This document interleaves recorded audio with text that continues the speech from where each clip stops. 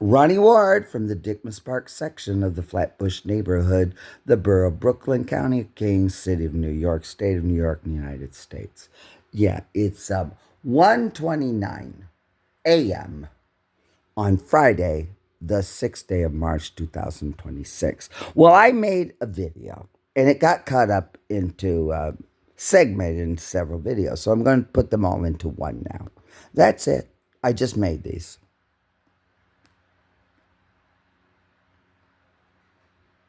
Section of the Flatbush.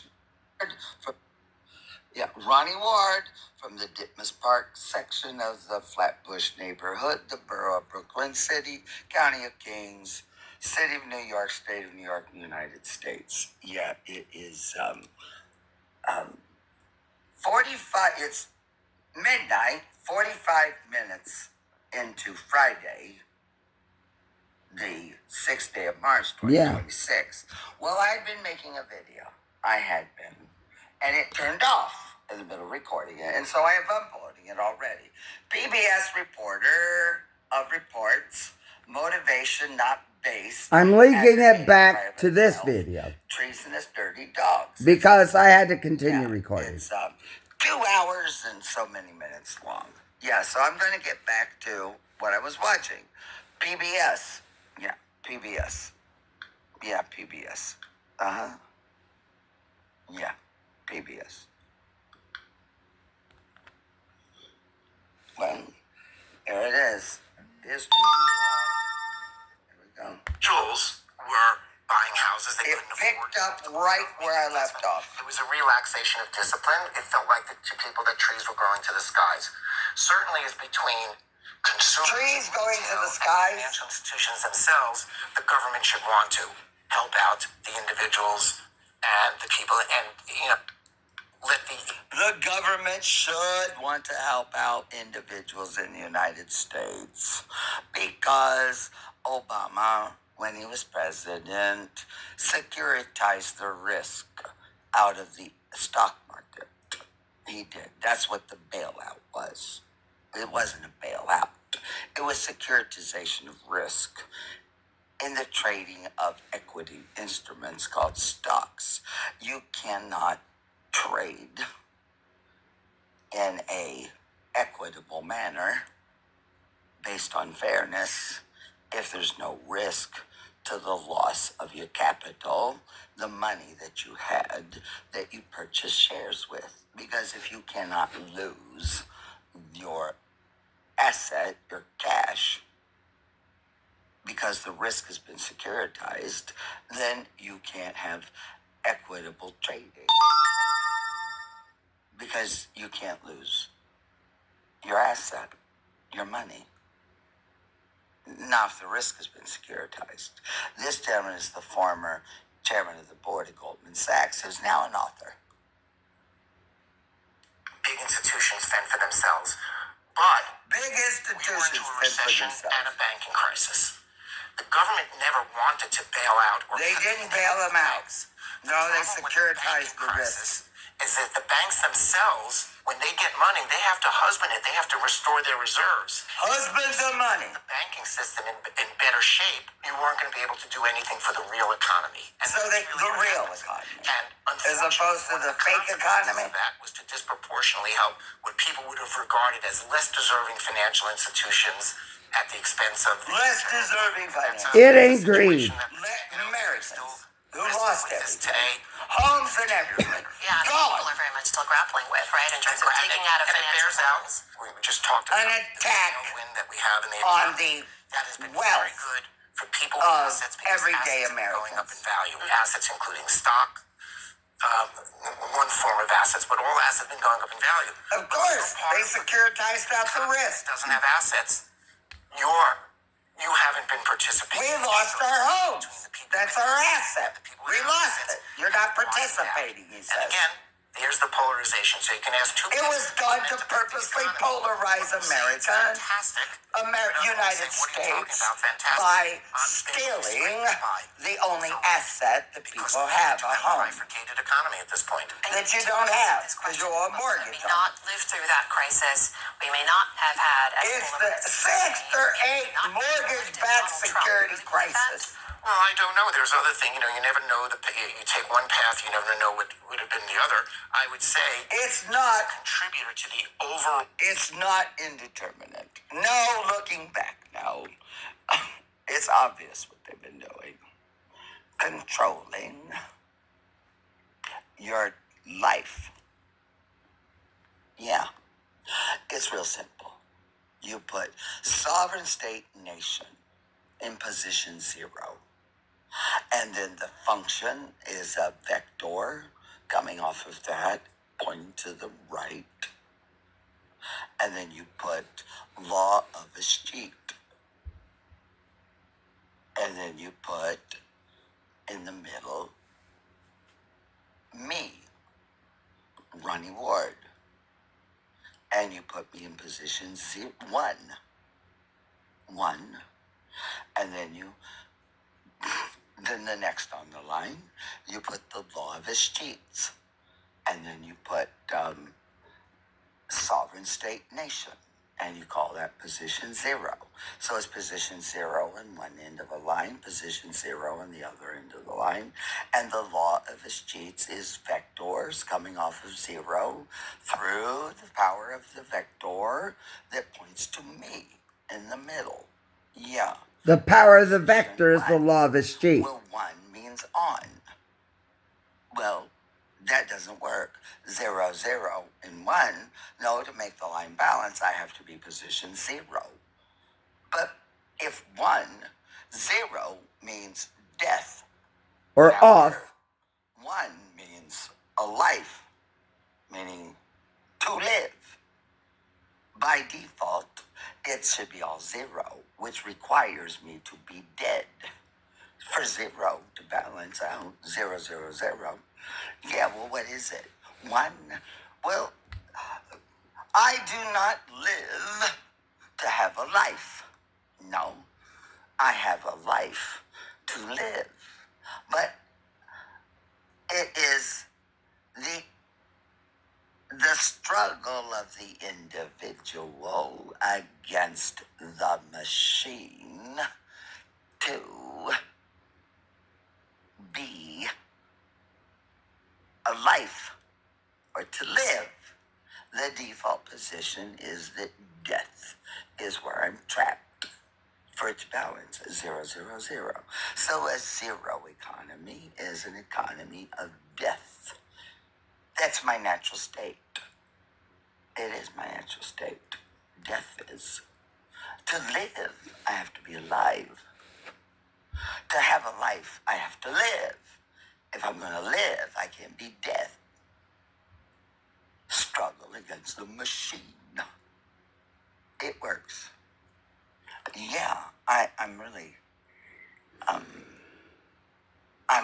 fact of the matter about this. But I have it all worked out.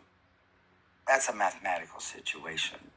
Circular economy and it's circular death. Death is the natural state. Yeah. It takes a lot of effort for my body. Because I said sovereign state nation at the end. You can't have a sovereign state nation unless there's people who have a life to make it work. So it automatically sets up a spiral of death. No, it sets up death. Because the people who lead the governments are in the same position. Death. It's a sleight of hand. Do you know what magic is? Knowing something that somebody else doesn't. So I call it magic. Yeah. Magic is somebody knowing something that you don't. Well, there are people who know something that most people do not know.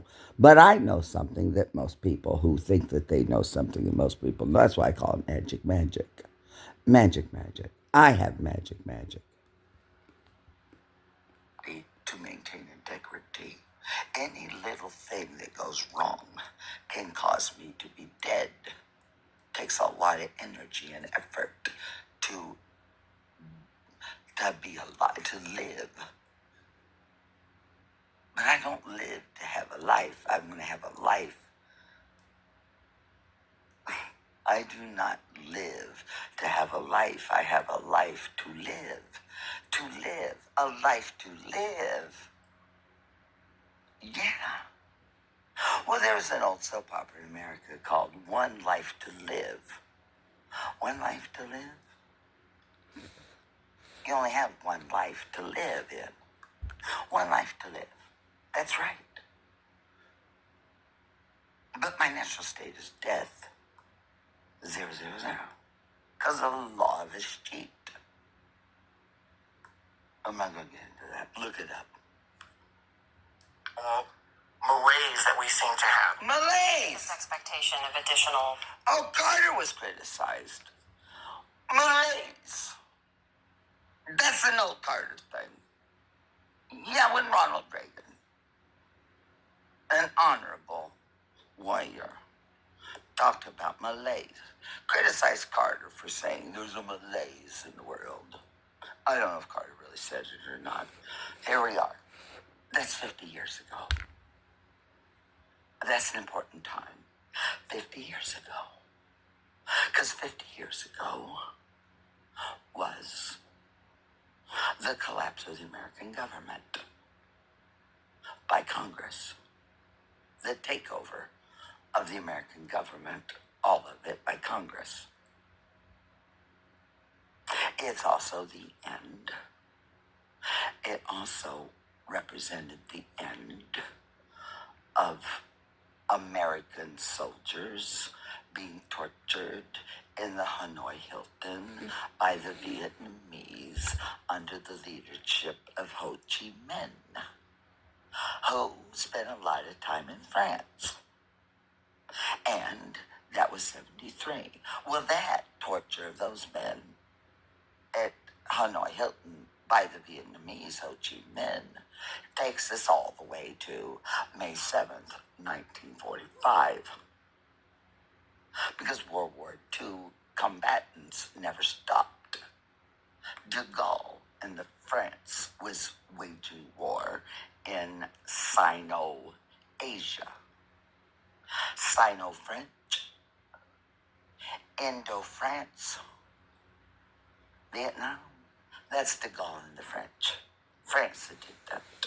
That goes from May 7th, 1945, when we were cheated out of an unconditional surrender. The benefit of it, the benefit of the victory in Europe, continued. France, de Gaulle. Well, that finally came to an end in 1975.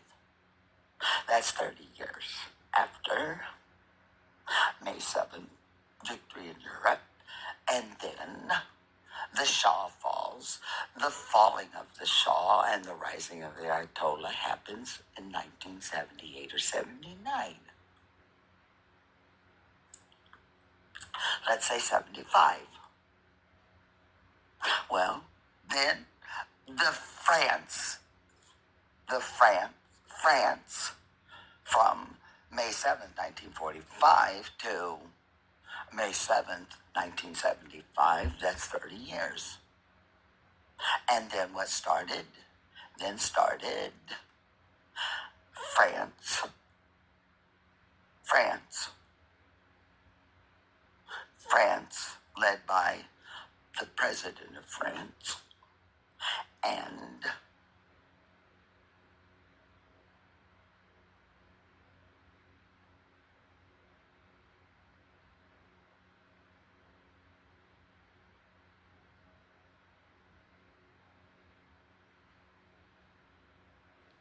Oh, wait a minute. Oh, that's the end of that. I gotta go to the next one. Yeah, because they stopped. Yeah. And the government of His Majesty, the Crown of England, led by a Prime Minister and a Parliament, in 1975, started the regime in Iran against the United States. And that is just now getting ready to be closed finally. It's 2026. From May 7th, 2025 to May 7th, 2025, last year, from 75 to 25 is 50 years. 50 years. Or 80 years last year. Yeah. That's 50 years. Wait a minute. May 7th, 1945 to 1975 is 30 years. 75, 85, 95, 2005, 2015, 2025. Well, that's 50 years. So that's 80 years. So out of the last 80 years, you know, World War II did not come to an end when the unconditional surrender required it to be done. It continued for 30 years under France, and then continued for 50 more years under France, still France, and now from 75 to 2025, 50 years. That is France with its partner,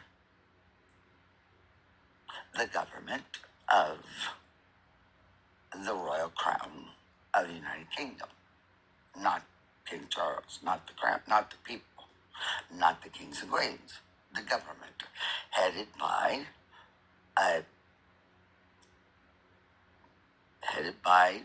a parliament, headed by a prime minister.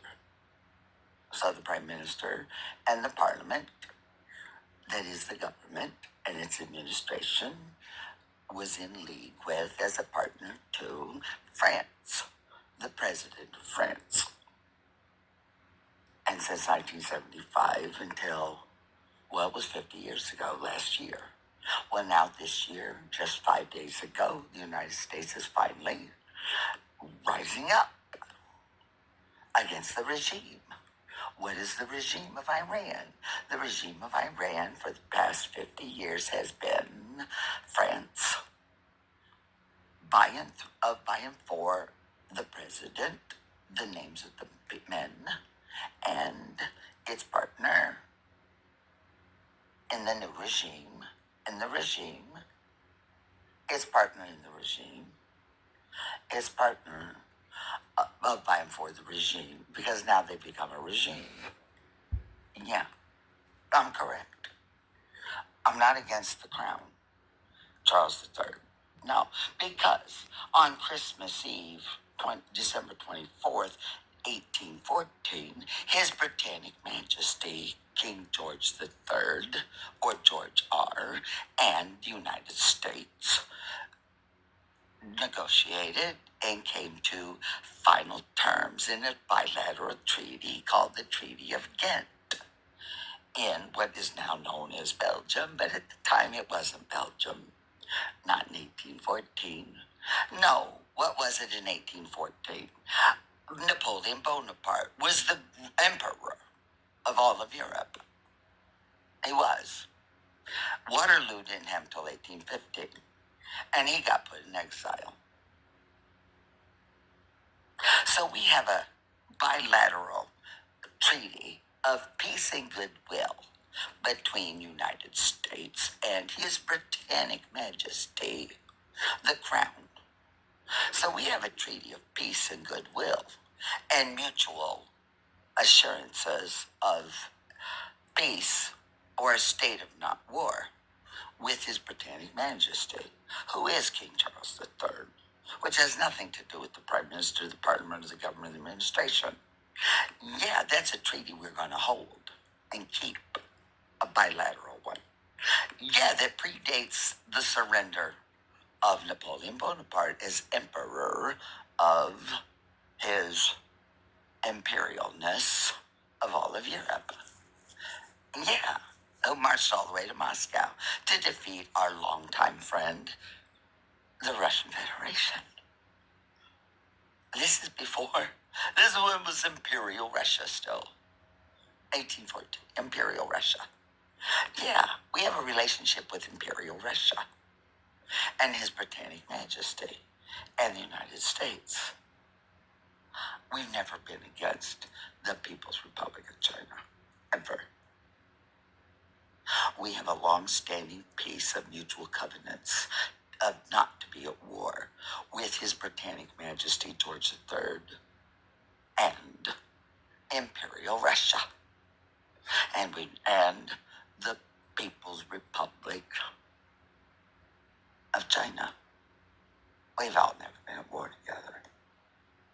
People's Republic of China, Imperial Russia, and His Britannic Majesty the Crown. A treaty in Ghent. Yeah, we're not going to break the treaty.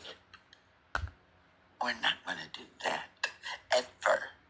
That is the essence of the special relationship. Not with the United Kingdom, with His Britannic Majesty, the Crown. And all the Gulf states, all those royal kingdoms, are connected back to the Crown. And now they are our allied friends to the special partnership between the state of Israel and the United States to finally vanquish and defeat and have an unconditional surrender by the current regime. And the current regime is France through its president, Macron, and the government and administration of the United Kingdom headed by Keir Starmer. Exactly. I'm correct.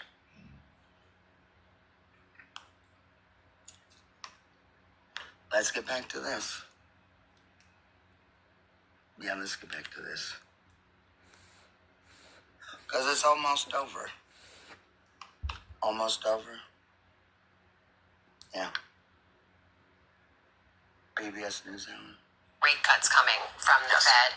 And we've also seen this president really assail the Federal Reserve. And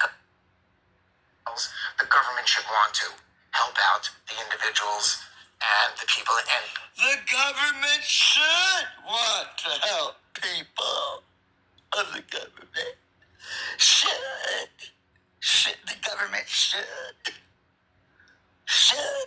help the people. Should.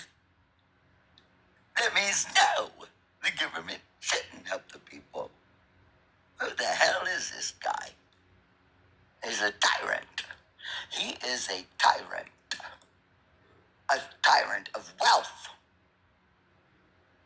A tyrant of wealth. Tyrant. He has his power of wealth. Yeah, a tyrant of wealth. He's a tyrant against me. But of wealth. He uses wealth. Because he has wealth, he can be a tyrant. Obama did that by securitizing the risk out of the equity market. Let the big institutions fend for themselves. But we were into a recession and a banking crisis. That's a big institution. The government never wanted to bail out or even help the banks. This is the tyrant of wealth that is hegemonic. The hegemonic of wealth. The hegemony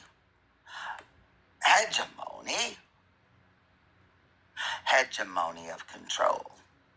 Tyrant of wealth, of buying for, hegemony of control. Hegemonic. It's hegemonic. That's the problem. Hegemonic private wealth held in private hands, outside of being able to be regulated or tracked or followed. It's hegemonic. It's against the United States. And it's against our special partnership with the State of Israel and against our allied friends of the Gulf states. And it is against the special relationship between the United States and the Crown as written down in the Treaty of December 24th, 1814. It is against the government of the People's Republic of China, headed by Xi Jinping, and it is against Imperial Russia and its successor governments that's currently headed by Vladimir Putin. So I've got it drawn up real well here now, who the enemies are and what they're against. Because the regime, I've laid it all out. That is it. And Prime Minister Modi of India has been trying to navigate all of this and done a great job of trying to do it and working at it. But the time has now come that from India to the Arabian Peninsula is embroiled in a state of war. They just bombed in Azerbaijan. So Prime Minister Modi will... Yeah, that's right. It stopped again. Here we go. Here's the end. Here's the next one. Yeah. will have to stand up now and not be non-aligned, because he's been drug into this. He has. From South Asia. Yeah, from India to the Arabian Peninsula. He will have to cease being non-aligned. He's going to have to.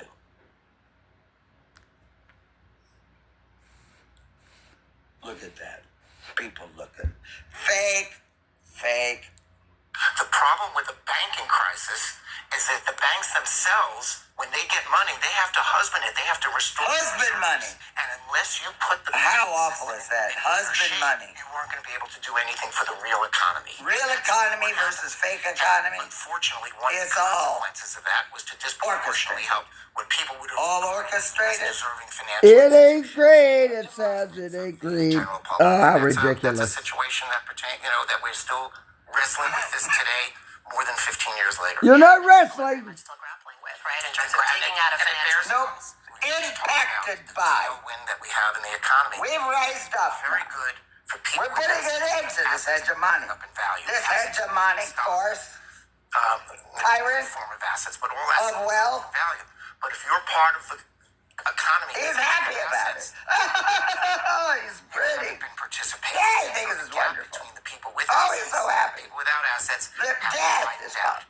And again, here's the polarization. So you Death has people gone. to comment about the economy. One will say it's fantastic, and another one say, "What are you talking about? Fantastic?" Because our permanent state is zero death. Because we really do have. Because you have to struggle At this point. And you to have a also life. this question in the book that had we not lived through that crisis, we may not have had as polarized a society, and maybe would not have elected Donald Trump. You really believe that? If we had not lived through that, You never know you take one path, you never know what would have been the other. I would say it's not indeterminate. I've laid it out. ways that we seem to have. Factually. There is this expectation of additional rate cuts coming from the Fed. And we've also seen this president really assail the Federal Reserve and go after Chairman Jay Powell in a very personal way. He's made clear he really wants to exert more political pressure on the institution to see the policy he wants to see in place. I believe you know Kevin Because- right, his nominee to replace. Because the Federal Reserve System in the United States operates independently of the policy of the government. That cannot stand any longer.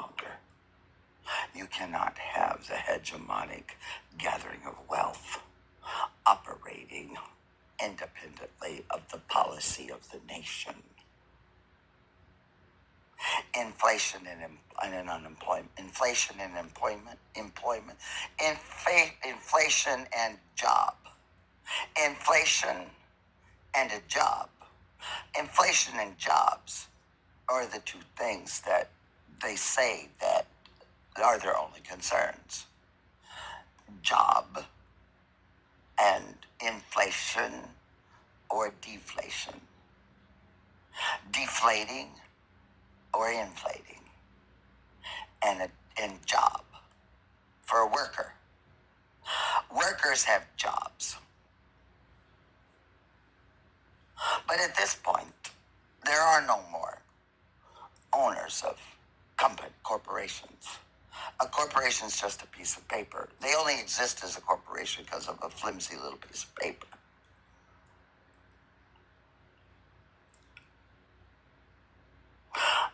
The securitization of risk 15 years ago eliminated equitable or fair exchange of stocks. So there's no purpose to have a Federal Reserve anymore. Essentially, all they do it. And you can't have a corporate entity if the stock certificates, which are pieces of paper, have no risk. So the securitization of the risk ripped up the piece of paper that creates a corporation. I'm not calling for that. They've already done it. They, the tyrants of wealth, based on control over my person, have ripped up the piece of paper that creates a corporation. They ripped up the piece of paper, not I. So corporations don't exist. That's how they can be valued so wildly. It has no meaning. It has not a meaning. So there's nothing to be understood. I understand it has no meaning. That's the only thing to be understood. That it has no meaning.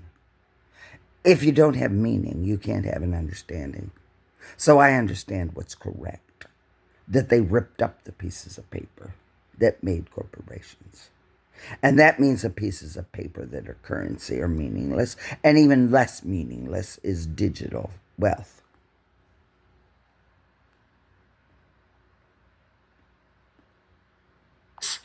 Print money or not. And they just run the presses. Money has no value. Inflation and deflation. Forget about recession. No, it's inflation or deflation. And job. Everybody has a job. We're all equal. Job. We're all workers. Everybody's a worker. Everybody works. Everybody's a worker. Everybody has a job. What is the direction of your job, though? It should be to support the nation from which you are benefiting or where you're a citizen of. Not every nation, no one nation. You gotta line up now and be accounted for. Caesar Augustus ordered that all people report and be counted. A census. It's time to give an account and be lined up. Yeah.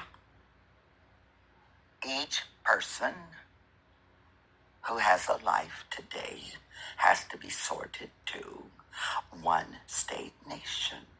Period. Please report to your state nation and submit to the authority of your government. Period. That's it. You can only have one government authority over you at a time. Period.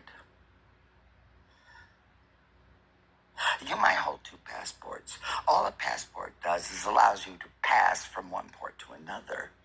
It's a license to travel from one port to another port. That's what it's called, passport. Passing from one port to another. That doesn't make you under the jurisdiction of two sovereign state nations. No, it's a license to travel from one place to another place, to pass through a port. That's all. That's all it does. A piece of paper doesn't make you a sovereign person. It doesn't do that. That's ridiculous. It never has done that, ever. You've always been under the authority of one sovereign state, period. The book lets you pass from one port to another port, and it was always by ship on the water. Once we got off the water, now it made it more difficult to regulate the movement of people from a state nation to another state nation. It did. Made it nearly impossible.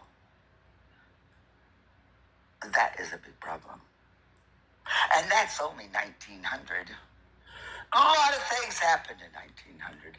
Airplane and all that shit happened at the same time. In May. What is Warsh up against in this role? How would you... But there's one thing about it. They have to use large container ships because there's so many items that are manufactured that they have to move that on the water. The battle is not for the skies. That's easy. They can shoot planes, boom, boom, boom, right out of the sky. Boom, boom, boom. Very vulnerable. But the water. Yeah, folks. Not going to be jetting all around everywhere. The jet set crowd. The jet set. Oh, I know all about it. The jet setters. That's an American term. Jet setters. All the days of being in the jet setter class are over. What great way to get workers who have jobs thinking they're important, jet setting around. Just flash some money. Well, money is meaningless now because they securitized the risk. Obama did it. It's a fiction. It's over. It's done. It is over. It will be over soon, whenever it is that the President of the United States and his government that he administrates and the State of Israel, our special partner, and our allied friends of the Gulf decide that it's over and demand the unconditional surrender of the regime. And then it will be done. And then we will dictate the terms. Yeah. Our special relationship with the Crown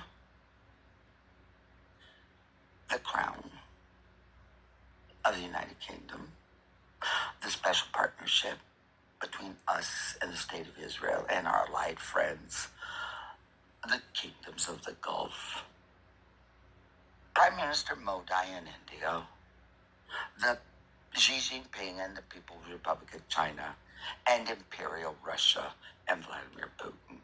That's it. We'll decide. Through some method. Yeah, that's what's going to happen. Soon. Soon enough.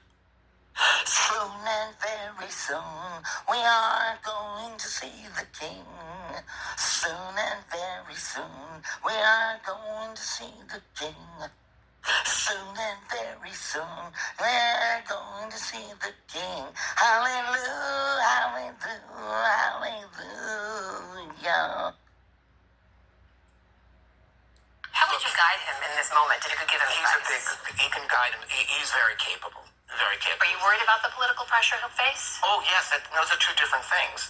So let me just say, I think it's absolutely crazy to be assaulting the Fed of assets, but all assets have been going up in value.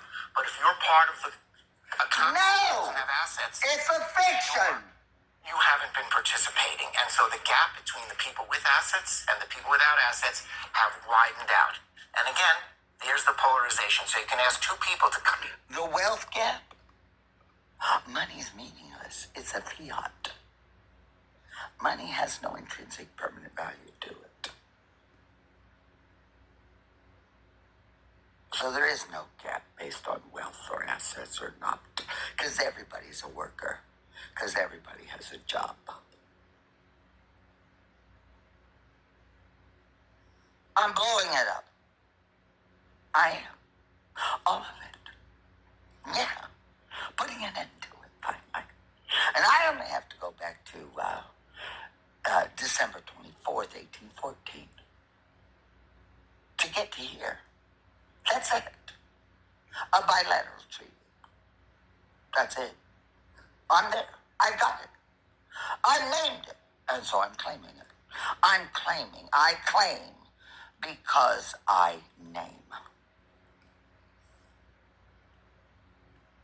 I don't give meaning to it. It already has a meaning. Understand, not meaning. It already has a meaning. Understand.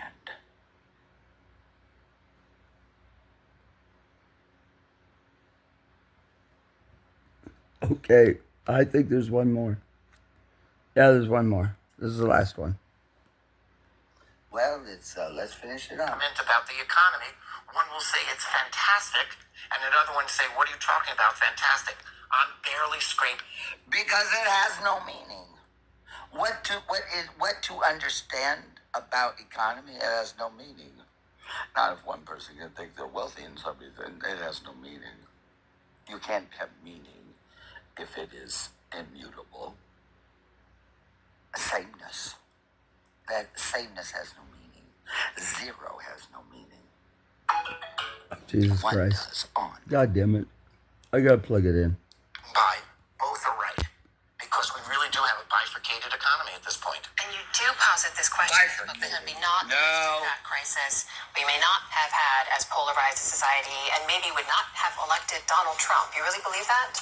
Well, I don't know. There's other things. You never know. You take one path, you never know what would have been the other. I would say it is a contributor to the overall malaise that we seem to have. Oh, God. There is this expectation of a Repeat. coming from the Fed, and we've also seen this Jimmy Carter assail the Federal Reserve. talks about Go after malaise. Chairman Jay Powell in a very personal way. He's made clear he really wants to exert more political pressure on the. I've already said no. It serves no purpose any I longer. believe you know Kevin. Because right? they're just printing currency. Powell in May.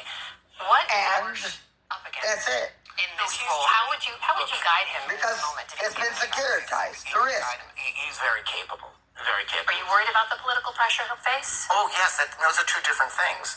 So let me just say, I think it's absolutely crazy to be assaulting the Fed. It does no good. No one's assaulting it. Look, we are a debtor country. We need We're not. to finance our deficits. By our. We do not. We're credit. There's no limit to the wealth of the United States. Because it's all a fiction now. It's a fiat fiction. He knows it. So do I. Treasury.